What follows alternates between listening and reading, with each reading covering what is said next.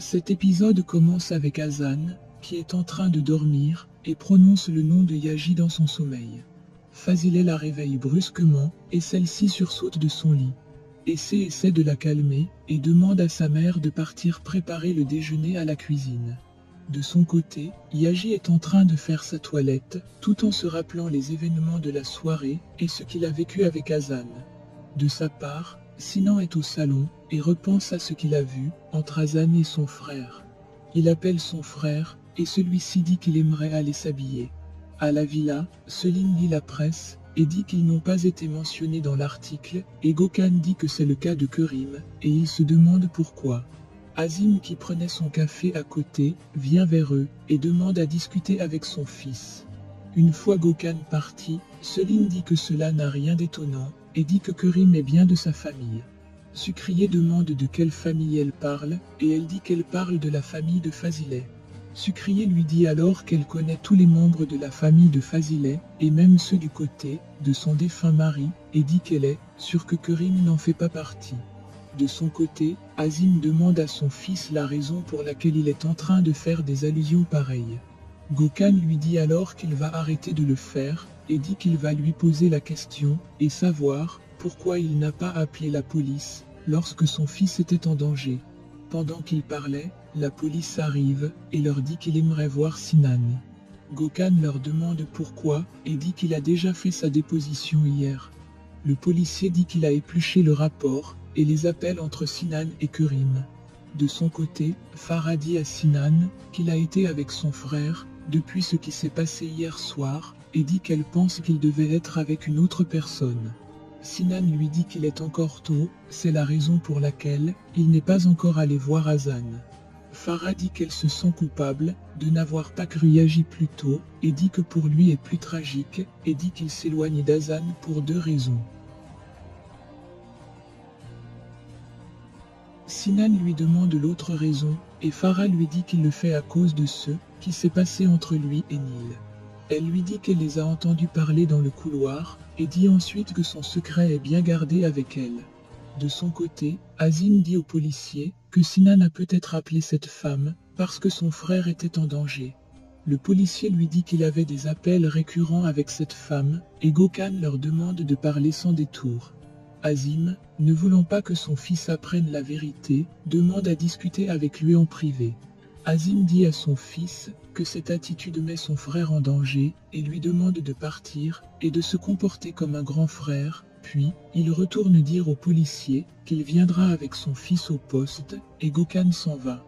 De son côté, Kerim tente d'aller chez elle et voit la police devant sa maison et fait demi-tour. De son côté, Sinan dit qu'il n'a pas embrassé Nil et Farah dit qu'elle sait qu'elle a fait le premier pas et il a répondu. Sinan lui dit qu'il n'aimerait pas que son frère soit au courant et dit qu'il n'a pas tenu sa promesse qu'il lui avait faite le jour où il les réconciliait de ne jamais la blesser. De son côté, Yaji se rappelle de ce que lui a dit Nil et vient voir son frère et lui dit qu'ils doivent discuter en privé. Il dit qu'il doit d'abord aller voir Hazan et s'en va. En chemin, il se demande ce qu'il va faire à présent et dit qu'il n'a pas tenu sa promesse. Il reçoit un appel de Nil et décide de ne pas répondre. De son côté, Fazileh est toujours en train de remercier Dieu de l'avoir amené sa fille. Pendant ce temps, Essé dit à sa sœur qu'elle sait qu'elle lui a trahi une fois et dit que cela n'arrivera plus. Elle dit qu'elle est la personne avec qui elle peut partager ses secrets pour se sentir plus légère. Pendant qu'elle parlait, on frappe à la porte et Fazileh s'en va ouvrir et se rend compte qu'il s'agit de Sinan. De son côté, Hazan dit qu'elle ne sait pas quoi dire à sa sœur et dit qu'elle a survécu à cet enfer et dit qu'il n'y a rien d'autre. Essé dit qu'elle doit partir et dit qu'elle reviendra plus tard. Hazan arrête sa main et lorsqu'elle était prête à lui dire quelque chose, Sinan entre dans la chambre et Essé s'en va.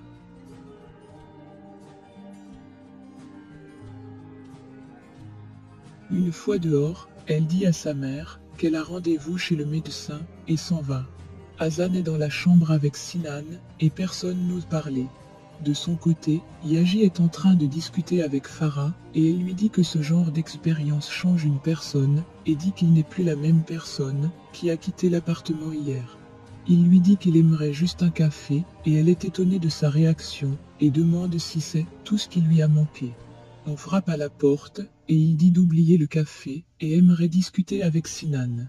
Il ouvre, et se rend compte que c'est Essay qui demande à discuter avec lui pour 5 minutes. Il la laisse entrer, et elle lui demande comment il va. Il dit qu'il est là, et demande à son tour comment va Hazan, et Essay dit qu'elle est un peu comme lui. Elle dit que ce qu'ils ont vécu est quelque chose d'horrible et de fort à la fois, et dit que ça change quelqu'un avis.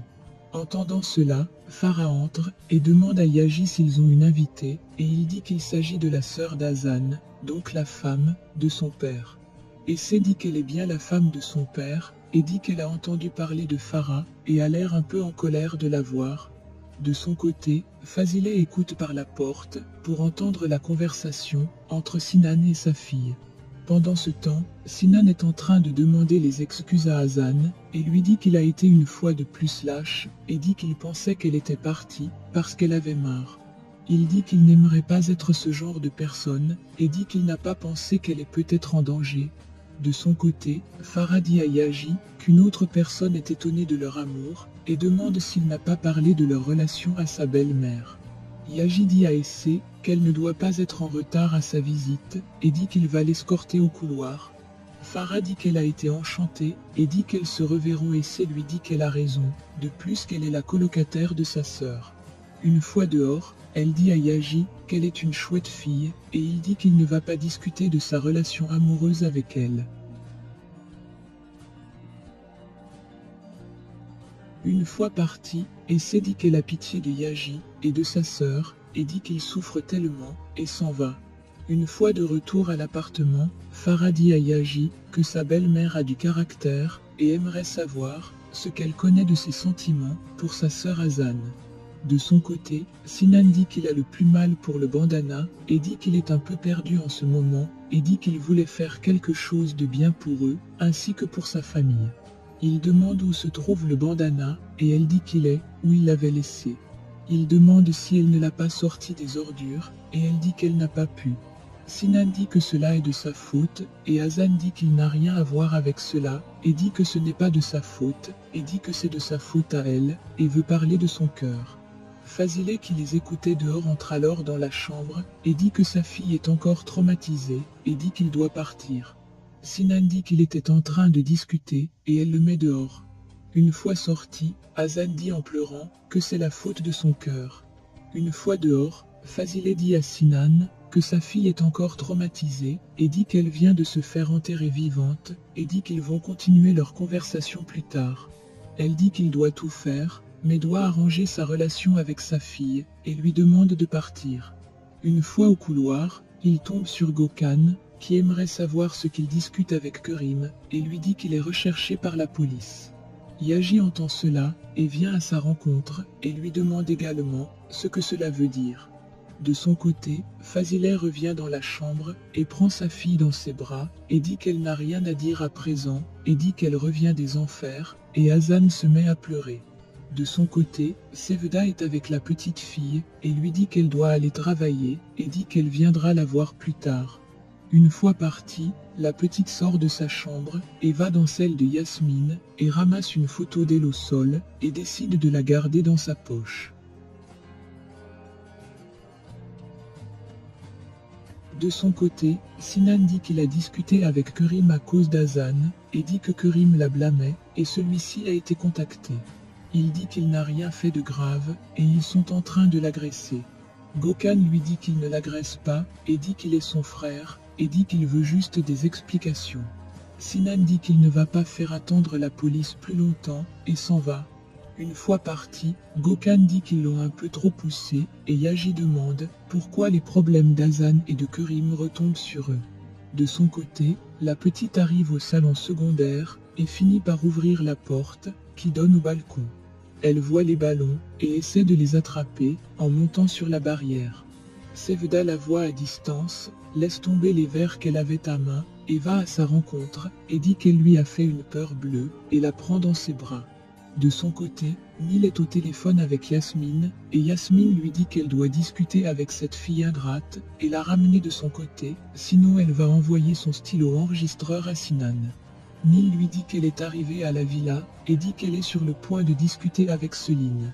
Yasmine essaie de voir les enregistrements vidéo de ce stylo, et voit une conversation entre Azim et Sinan, et se rend compte qu'il y a un mot de passe, et dit qu'elle comprend maintenant pourquoi Nil est aussi calme. De son côté, Nil raconte ce qui s'est passé à Céline, et lui dit qu'elle aimerait qu'elle lui vienne en aide. Céline lui dit qu'elle ne peut pas, et dit qu'elle reste fidèle à son frère. Elle dit ensuite de ne pas s'en faire, et dit qu'il y a un mot de passe. Nil lui dit qu'elle est sûre que Yasmine va arriver à le contourner, et dit qu'elle a vraiment besoin de son aide. De son côté, Hazan se fait nourrir par Fazileh, et elle lui dit que ses mains fonctionnent bien, et dit qu'elle va le faire elle-même. Puis, Fazileh reçoit un message, disant que Azim attend du monde au studio de la résidence, et dit qu'elle doit partir. Hazan lui demande ce qu'elle sait de Kerim qu'elle ignore, et dit qu'elle a toujours eu peur d'elle depuis le début. Farah arrive, et Fazileh profite pour s'en aller. C'est déjà terminé pour cet épisode, de votre série préférée, Madame Fazileh et ses filles. Abonnez-vous, et likez la vidéo, si cela vous a plu, et à bientôt sur Honnête TV, pour un nouvel épisode.